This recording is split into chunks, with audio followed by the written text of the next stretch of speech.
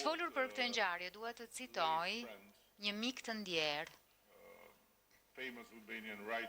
shkrimtar i famshëm shqiptar Mojko Mzeqa, i cili në një vepër kushtuar historisë kishës e Labovës së Kryqit, është një kishë shumë e bukur pranë Gjirokastrës, shkroi për panairin e Shën Mërisë, organizuar aso kohe në mbikëqyrjen e drejtë për drejtë të Justinianit në shekullin e 6.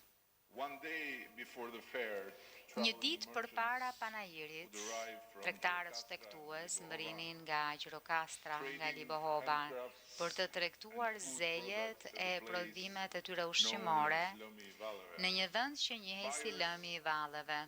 Vlerësit 10-12.000 pelegrinët që kalonin 3 net lutjeje brenda kishës. Later on, the fairs have always become Më vonë panairet kanë qenë gjithmonë një mënyrë për të rrëfyer histori.